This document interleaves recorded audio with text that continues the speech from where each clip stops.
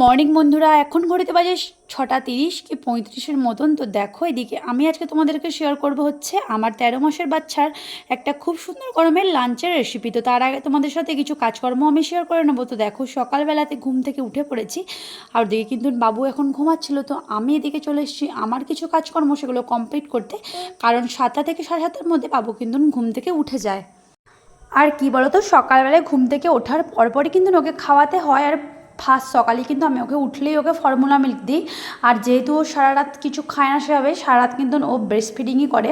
তো সেই জন্য সকালবেলায় উঠলেও কিন্তু ওকে আমি আগে খাইয়ে দিই। তো তার আগে কিছুটা কাজ কমপ্লিট করে নিই, যাতে তখন আর অতটা চাপ হয় না, কারণ তারপর বাবু ওঠার পরেও কিন্তু কিছু কাজকর্ম থেকে যায়। তো তখন একটু আর কি সবাইকে ধরতে দিয়ে আর বাকিটা কমপ্লিট করে নিই। আর যেহেতু ওর বয়স এখন সবেমাত্র 13 মাস, তো সেইভাবে কিন্তু ওকে নিয়েও কিছু কাজকর্ম করা যায় না। তো যাই হোক, এখন ঝটপট করে কাজকর্ম কমপ্লিট করে দেখলাম 7টার মতন বাজছে। তো এখন গেছিলাম ওকে উঠাতে, কারণ এখন যদি না উঠাই আবার ওইদিকে 10-10:30-টার সময়তেও কিন্তু ঘুমাবে না। তখন আবার না ঘুমালে আমার স্নান খাওয়া দাওয়া সেগুলো করতেও আবার অনেক দেরি হয়ে যায়। তো দেখো এদিকে এখন উঠিয়ে দিয়েছি, আর মুডটা একদম ভালো নাই, যেহেতু ঘুম থেকে তুলে দেওয়া হয়েছে মশাইকে। তো দেখো এখন একটু মুডটাকে ফ্রেশ করে দিচ্ছি।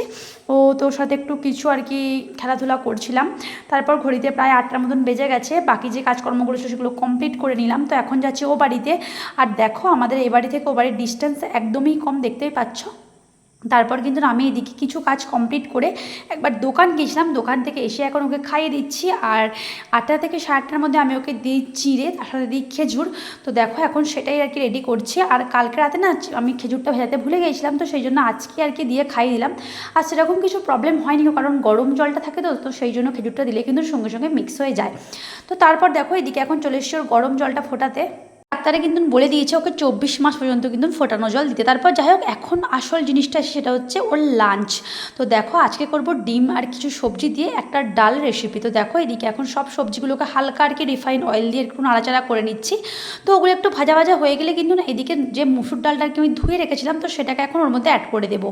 কারণ কি বলতো, মুসুর ডালটা কিন্তু একটু নাড়াচাড়া করে নিলে জিনিসটা কিন্তু বেশ ভালোভাবে সিদ্ধটা হয়। তারপর দেখো এখন দিকে মুসুর ডালটা অ্যাড করছি। আর অবশ্যই কিন্তু তোমরা মুসুর ডালটাকে ধুয়ে তারপর বাচ্চাদেরকে খাওয়াবে, কারণ ওটার মধ্যে কিন্তু অনেকটাই নোংরা থাকে, কারণ যখন ধোবে তখন তোমরা সেটা দেখতেই পাবে। তারপর দেখো এদিকে নাড়াচাড়া করার পর এটা হালকা লাল হয়ে গেছে। তো এখন এর মধ্যে প্রয়োজন মতন জল দিয়ে দিলাম। আর যেহেতু আমার ঘরে দুটো বাচ্চা, তো সেই জন্য আমি সেরকম পরিমাণ করেছি। আর তোমরা তোমাদের প্রয়োজন মতন কিন্তু জল দিও। তারপর এটাকে আমি সিটি দেওয়ার জন্য দিয়ে দিয়েছি। আর এদিকে দেখো বাবুর জলটাকে রেডি করে নিচ্ছি। আর ডাক্তার আমাকে বলেছেন ওকে 24 মাস পর্যন্ত কিন্তু ফুটান্ত জল ঠান্ডা করেই খাওয়াতে, তো সেই জন্য সেটা করে নিলাম। তারপর এখন চলে এসেছি ডালটাকে সম্বুরতে।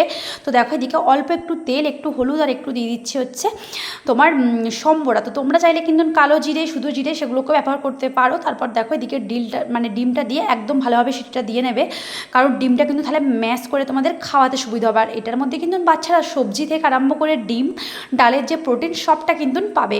তো দেখো তারপর চলে এসেছি ওকে এখন খাওয়াতে। আর ঘুম থেকে উঠে পড়েছিল, তো ঘুম থেকে ওঠার পর ওকে এখন চলে এসেছি আমি খাওয়াতে। আজকে দেবো ডালিয়াটা কিন্তু শুধুই তৈরি করেছি, কারণ ডালিয়াতে সেরকম কিছু দিইনি, কারণ যেহেতু ও সব সবজিটা ভাতের সাথে খায়, তো সেই জন্য আর কি দুবার সবজি ওকে আমি দিই না। তারপর দেখো ওকে এখন স্নানটা কমপ্লিট করিয়ে দিচ্ছি।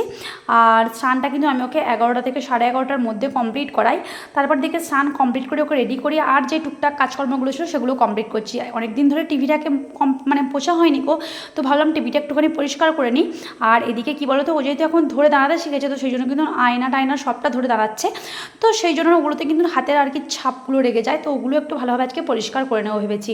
কারণ এই টাইমটা একটু টিভি দেখে, তো আমি একটু ফাঁকা থাকি, তো তাই ভাবলাম এই ফাঁকা টাইমটাতে ওই কাজগুলো একটু কমপ্লিট করে নিই। তারপর এদিকে চলে এসেছি এখন ওকে লাঞ্চ করানোর জন্য। ঘড়িতে প্রায় বেজে গিয়েছিল 1টার মতন। তো দেখো এদিকে ওর ভাতটাকে গ্লাসে করে ম্যাশ করে নিচ্ছি, আর ডিম ডাল সবটা কিন্তু ম্যাশ করে নেবো, যেহেতু ওকে মুখে দিলে কিন্তু ও একদম খেতে চায় না। তাই জন্য ডাক্তারবাবু আমাকে বলেছেন সবটা ওকে ম্যাশ করে খাওয়াতে, যেহেতু ও 1 বছর কমপ্লিট হয়ে গেছে। তো এখন ওকে এই যে বসেছি খাওয়াতে। তো যাই হোক, এখন অনেক ধৈর্য নিয়ে ওকে খাইয়ে দেবো। খাওয়া দাওয়া কমপ্লিট করানো হয়ে যাওয়ার পর কিন্তু আমরা খাই।